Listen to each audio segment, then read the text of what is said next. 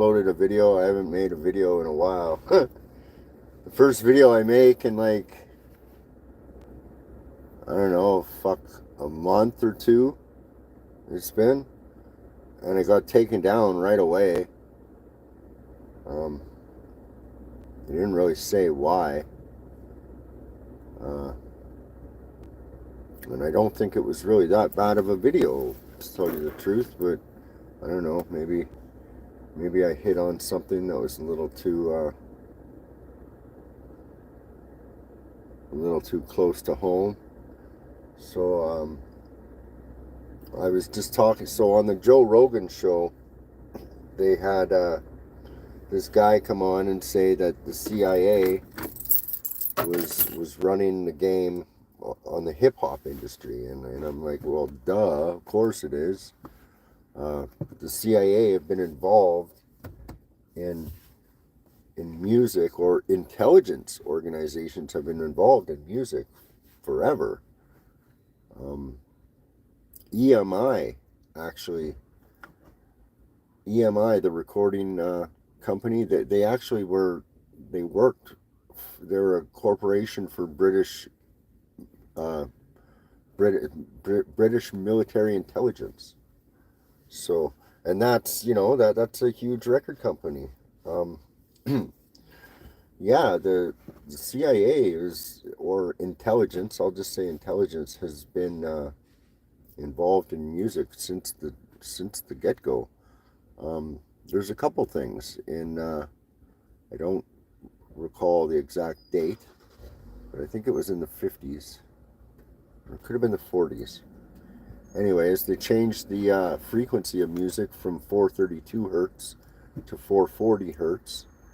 They tuned the A, I think it was A sharp or something, up. So there's that. Um, yeah, music has totally been involved in mind control, and media, all of it. There's a thing called Project Mockingbird, and that's what I was talking about a bit in this video. So I don't know if this is the information they don't want or whatever.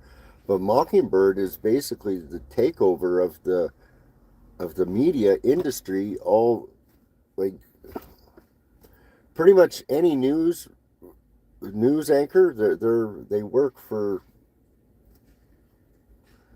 indirectly or directly, they work intelligence operations. It's, yeah. And it's pretty interesting, to tell you the truth, because a lot of the so there's a lot of these guys in the 60s. We'll go there in Laurel Canyon, and they had a lot of the bands. First of all, their music was produced by a band called the Wrecking Crew, which is about 8 musicians that were just that lived around in LA, and they basically wrote the songs and played them and recorded them. And the people that we saw in the records, like the Byrds and the Monkees and Crosby, Stills and Nash and all those guys, they didn't play in the studio.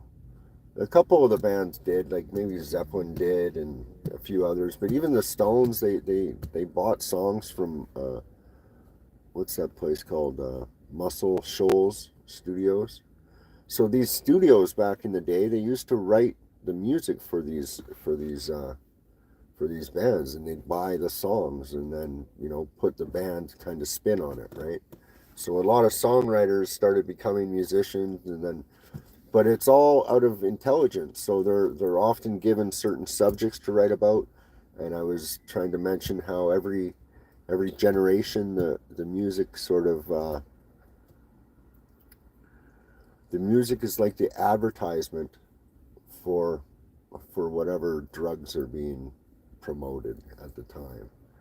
So for instance, in the 60s, there was a lot of psychedelic type music, and psychedelics were being promoted. In fact, Owsley, who was a guy that actually synthesized the recipe. He actually synthesized Albert Hoffman's recipe, and Albert Hoffman was the guy that invented it. So for some hippie to get the actual recipe from the fucking inventor of LSD, I mean, that screams intelligence right there. Not only that, Berkeley and UCLA and all these places were full of the laboratories that made the shit. So they made it all in California in the laboratories, and then Monterey Pop Festival was like the first trial, and they literally had guys go out there and just give it away. So during Monterey, Woodstock, and Altamont, they just and what was the other one? Fuck, whatever it was. But during a lot of these festivals, they just gave it away. Same with the Grateful Dead concerts. The Grateful Dead were they they rode around with the Merry Pranksters. It was Ken Kesey, Owsley. Ken Kesey was a teacher in one of these fucking in one of these. He wrote the Cuckoo's Nest too. I think Ken Kesey. But yeah, these guys were all entrenched in all this stuff. Hey guys, how's it going? Just trying to keep my train of thought here about this music thing. My video got taken down. Hey, how's it going? Nice to see you, Gemma, everyone, Alien, Lemonade. What's up? But yeah, um, so had a video out, and I thought it was okay, but I put some crazy stuff on it. I showed the Columbine guys at the end because like I was talking about mind control. So I was just doing that. But yeah, my video got taken down. So I thought I'd explain a little bit about what my video was about and maybe go into it a bit. Yeah, so back to what I was saying. Pretty much mostly all of the music we listen to is has been manufactured or is serving some sort of agenda, kind of. Hey, homie, what's up? What's up, Cruz? So yeah, that's kind of what I'm, talking about. Uh, in Laurel Canyon, they had a place called Lookout Mountain, and that place was it was a film set and it was a chemical laboratory, all in the same buildings, in the middle of like Laurel Canyon was like a suburb of Los Angeles, so it's up in the hills, and this Lookout Mountain facility had more film sets and like better technology than Disney at the time. This place. Not only that, man, there's tunnels, like all the Playboy Mansion. Oh my God, there's tunnels there, dude. Yeah, this whole mind control thing, dude. It's yeah, it goes so deep. Like all of the fucking actors, um, the news, the musicians, they're a lot of them, they're all related too. They all have military military intelligence or like high level military families, right? Or blue blood families like Vanderbilts. David Crosby is like a Vanderbilt. The guy is actually a blood fucking blue blood Vanderbilt guy, literally. Um, there's a couple others. Owsley was too, I think. His family lineage you could probably trace back to like the lords and that of England. It's fucking crazy, man. When you start looking into some of that stuff, and then it just goes on top of each other with all the secret societies, with all these guys involved in this shit. It's crazy, dude. You think you just hear a catchy little tune on the radio, and it's so much more than that. In the basement of the Playboy Mansion, yeah. Apparently, it goes to a few of these actors' houses too, like whoever Nicholson or some of these other guys. Like they have like direct access to the Playboy Mansion. Frank Zappa, dude. Frank Zappa, like one of my favorite musicians. That guy was like a cult leader, literally, dude. All the big luminaries came to his house. His father worked. Did he work at Edgewood? I can't remember. But his father was a military guy who worked in chemical warfare. So Zappa was fucking playing and swimming in mercury like it's 7 years old and shit. You know, like all these people, man, they are all of them have some crazy story, and then you get into the hip hop guys, right? Like all their the whole hip hop thing with South Central Los Angeles, the Freeway Ricky story, Freeway Rick Ross story. Like it's kind of, you know, they show a bit of it in that movie American Made. There's another show on, it's, I think it's called Snowblind. It was on Netflix or Prime or one of those, and it showed kind of a pretty interesting take on how the CIA dumped all the blow into the South Central. Like literally, that's how. I mean, you think a bunch of gangsters figure out how to, you know, synthesize what they're gonna grab a bird and throw it in a Pyrex coffee can and throw water in there, and like who's gonna do that? No, that's done by a scientist or an alchemist who learned how to synthesize it into, you know, a different, into the rock form, right? Like that's not something you just go do. You know, oh hey, let's try this. What if I do this? No, I don't know. Like people do that, but not, you know, not your local dope dealers. That's for sure. That's for sure. Oh no, no, she's fine. She's fine. Not no. I think she went drinking or something. I don't know, but no, she's cool. She's, from what I know. I don't know. I don't talk to her. She never calls me. She's doing good, I guess. Everyone. But yeah, I just kind of wanted to come on and talk about this shit for whatever reason. Like I said, I made the video and it got fucking taken down. Like I was talking about, like, holy fuck, dude, really? I haven't had one of those things in a while, but I haven't made a video in a while either. So, anyways, thanks for popping on, Miss Drunk Cassie. Yeah, well, she's got those kids in shape to deal with, so her and her alternate lifestyle. How you doing? Hey Wyatt, what's up, dude? Thanks for popping in. I'm just gonna kind of end it pretty soon. I was talking about the music and the mind control, the Tavistock. It's all so you know where Tavistock came from? Tavistock came from this little place called Wellington House. Okay, back after World War One. So think about this: these doctors, they went up to the government. They're like, "Hey, we want to open up. We want to study these people that have shell shock, you know, and of course they're going to volunteer because they want to get better."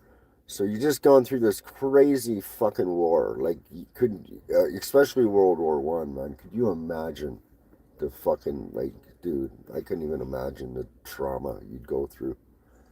And they take these people, and these people willingly, you know, give their consent to whatever twisted experiments that these guys in Wellington House come up with. And then with Project Paperclip, so what happened after World War II?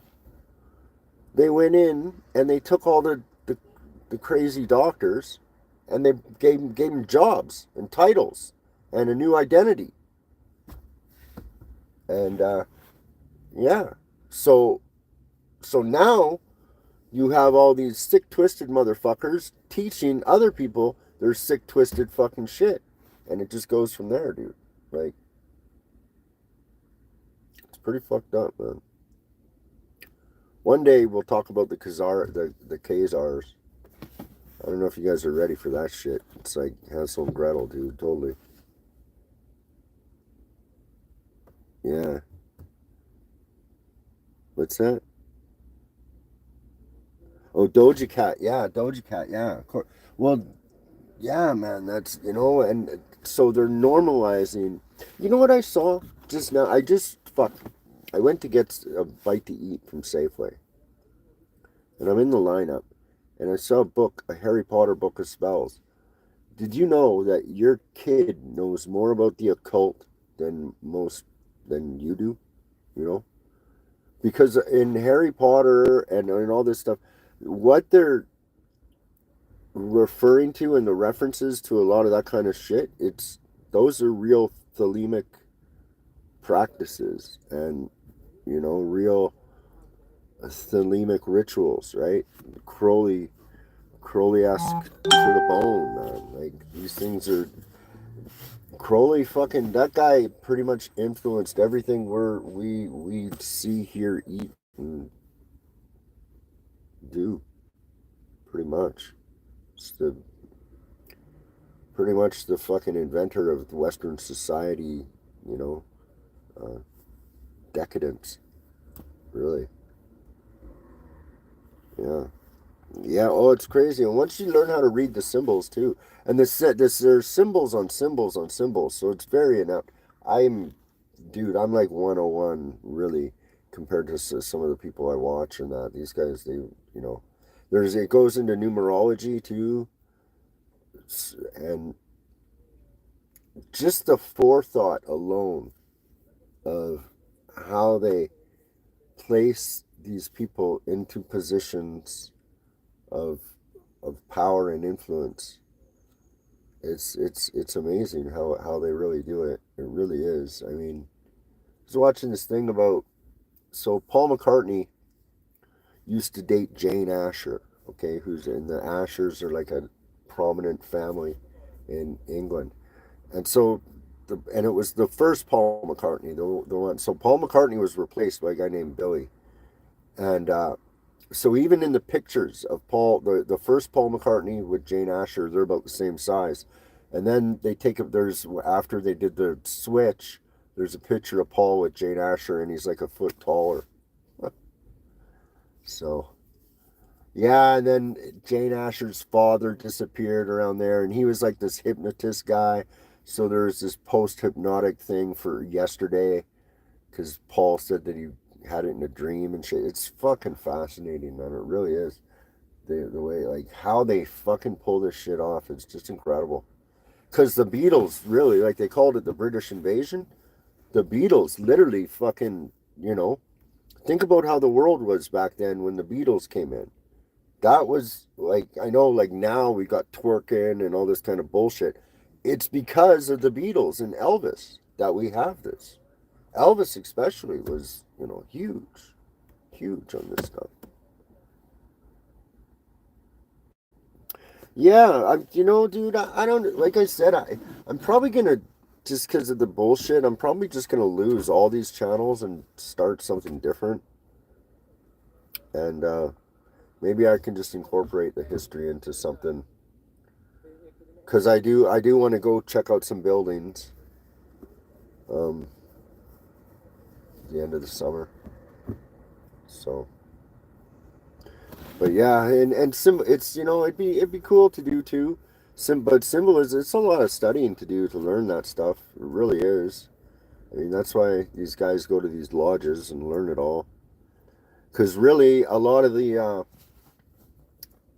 way, so the newspaper, or headlines or whatever come out, and there's different ways to read it. Like there's a way like the numerology of the letters. So the newspaper will say it says Taylor Swift wins or whatever it is, but it's so or Taylor Swift wins 33rd uh, Juno or whatever. So there's going to be significance to the numbers and to the way that the name is written and the number of like the number and letter correlation to the names and the words they put in the sentence. So each word and each letter is worth numbers and stuff like that. So it gets all like it's gematria and all this shit. But that's how they communicate. And they don't even communicate just like that too. So if they're trying to communicate a number, sometimes they'll do it so you have to add the numbers and this and that. So it's so fucking crazy. It really is. Give young oh, the new Prince of Darkness. Oh, uh-oh. That's not good. Just for fucking personal reasons, but that's all right. It's all good. Yeah, I could see that. But dude, did you see? Okay, I'm not gonna lie, man. Did you like that video that guy did? It's very, it's kind of sinister if you ask me. But I don't know. I'm just calling it like I see it. I could be wrong. It could be wrong. Anyways, went to the spring today. It's a good spring we have. So thanks for chatting. Hope you got some insight into how you know it works. At least how I think it works. Anyways, I could be wrong. See you later.